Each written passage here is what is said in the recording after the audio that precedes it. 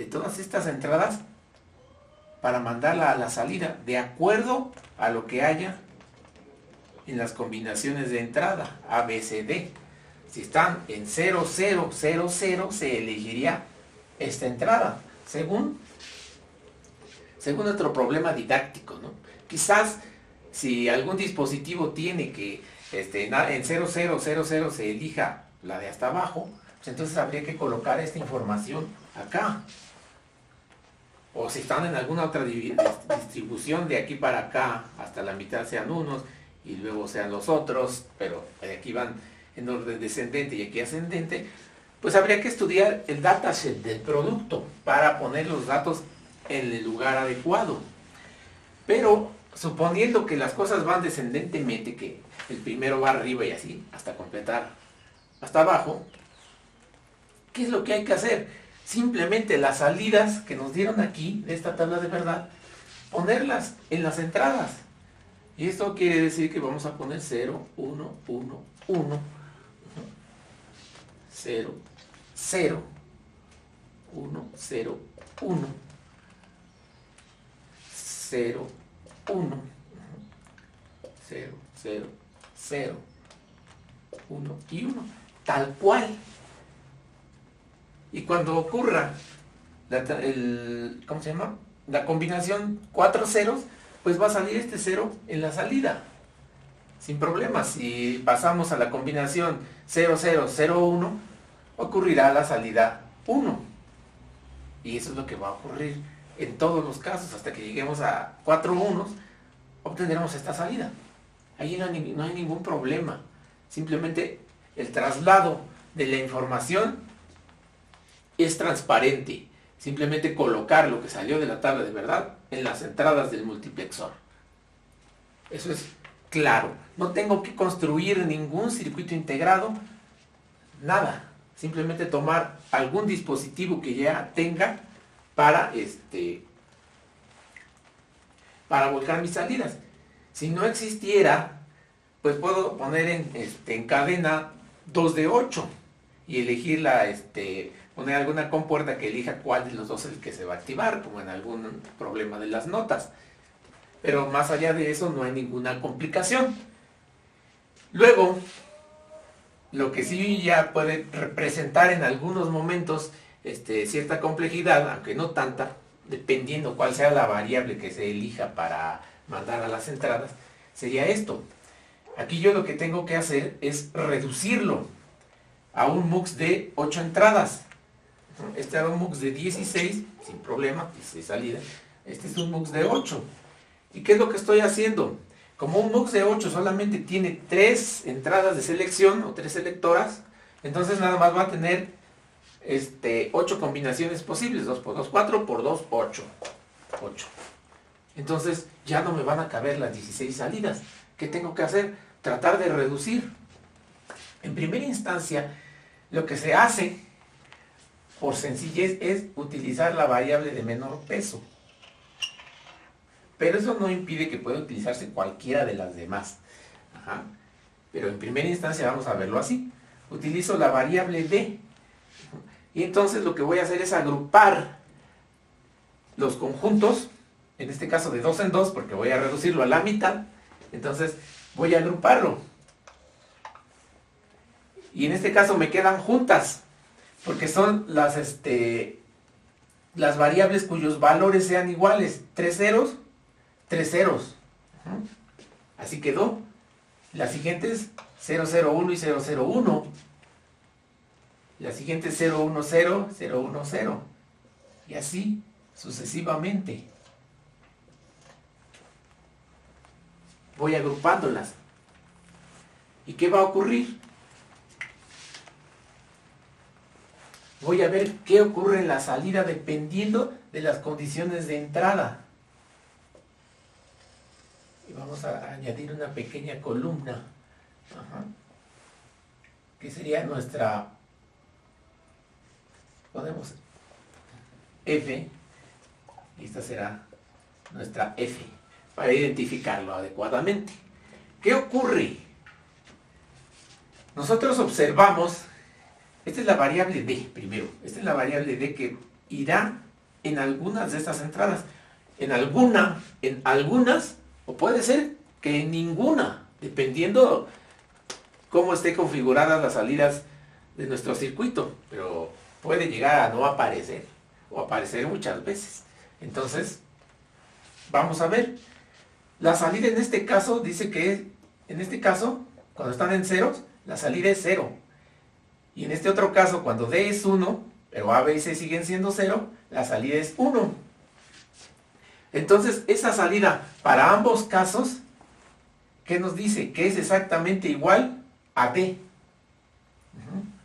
Eso quiere decir que sale D. Son iguales, si ustedes se fijan. Para el siguiente caso, la salida es 1. Cuando A, B y C son 0, 0, 1, en los dos casos, y D, en el primero de ellos, es 0 y en el siguiente es 1. Pero no le importa la salida es 1 en ambos casos. Aun cuando cambie estas cosas, la salida siempre va a ser 1. Independientemente de lo que pase con D. Siempre que A, B y C sean 0, 0, 1, la salida es 1. No importa lo que pase con D. En el caso previo, cuando A, B y C eran ceros, la salida era D. Exactamente D. Cuando D era 0, la salida era 0. Cuando D era 1, la salida es 1. En el siguiente caso, ¿qué pasa?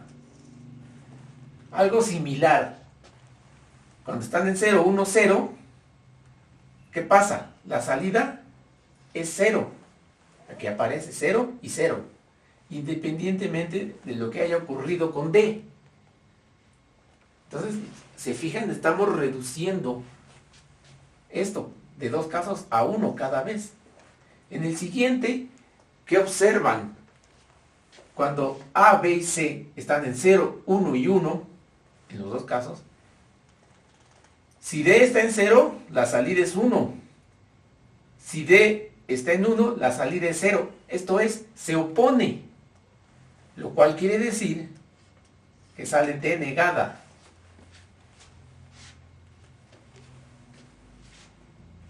Para el siguiente caso, cuando A, B y C están en 1, 0, 0, ¿qué ocurre?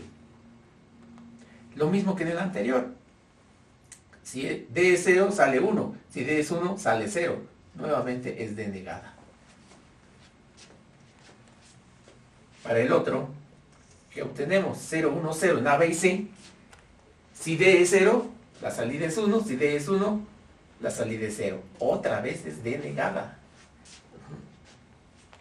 Sí, incluso estos tres se reducen a 1.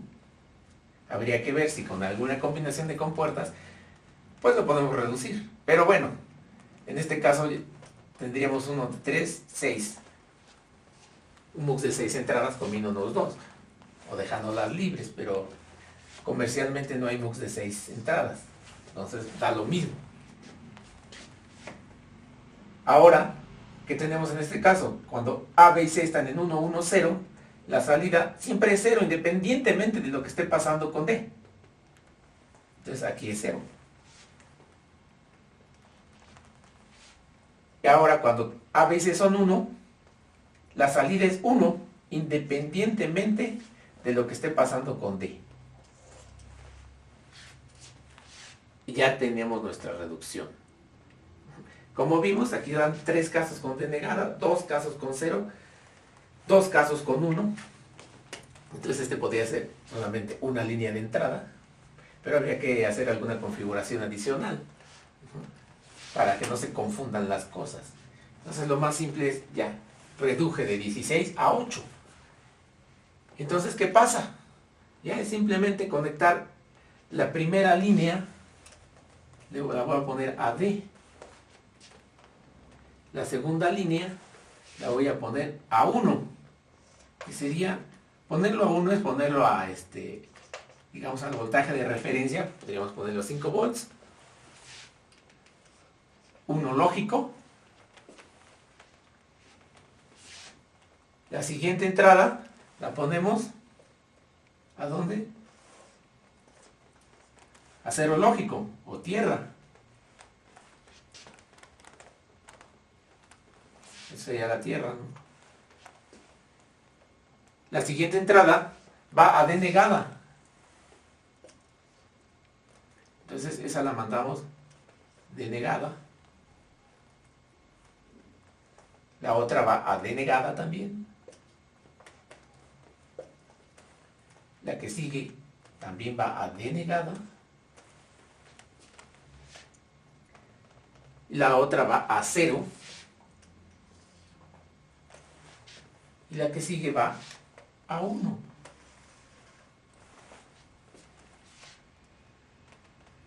Y ya tenemos nuestra reducción. Así de sencillo, ¿no? No tenemos que construir circuito. Cuando uno diga haga una reducción con un MUX determinado, es utilizar un MUX comercial. Puedo ponerle un ejercicio que diga eso, utilicen un MUX comercial.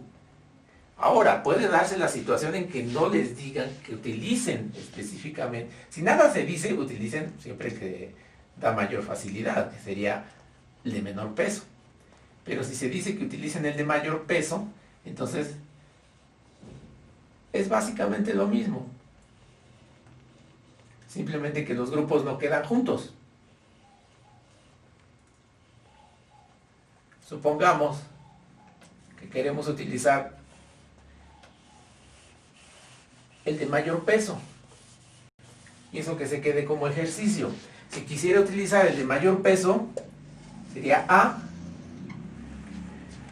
Volvemos a utilizar los conjuntos de elementos que sean iguales, B, C y D, 0, 0, 0. ¿Qué pasa? ¿Dónde está el siguiente B, C, D, 0, 0, 0? Ahora está hasta acá. Y entonces, ¿qué pasa allí? Por ejemplo, el que sigue sería 001. Vamos a marcar con azul 001. Y el otro 001 pues está inmediatamente abajo del grupo que habíamos hecho. Para estos dos casos, ¿qué ocurre? Cuando están en 000 BCD, ahora la que vamos a poner en la entrada sería A, en un nuevo MUX.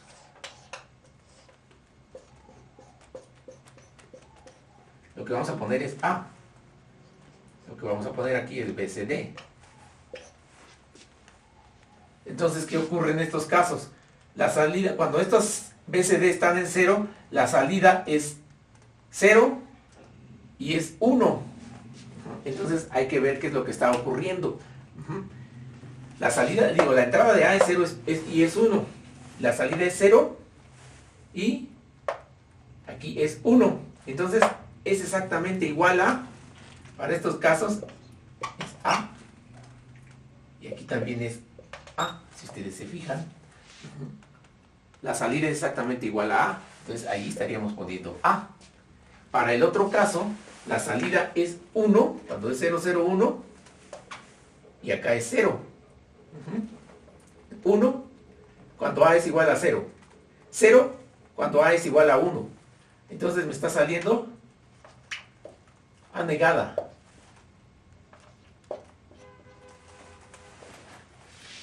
Observen. Si la salida es 1, tenemos una entrada de 0 en A. Si tenemos una entrada de 1, la salida es 0. Entonces, aquí tendríamos A negada. Ahora, para continuar, 0, 1, 0, 0, 1, 0. ¿Qué pasa con la salida? Tenemos 1 y tenemos 1. La entrada de A es 0 y 1, pero no le importa. La salida siempre es 1. Entonces estaríamos poniendo en la tercera un 1. Y así continuaríamos. Simplemente que los ordenamientos de grupos son diferentes. Quedan distribuidos de otra manera. Quedan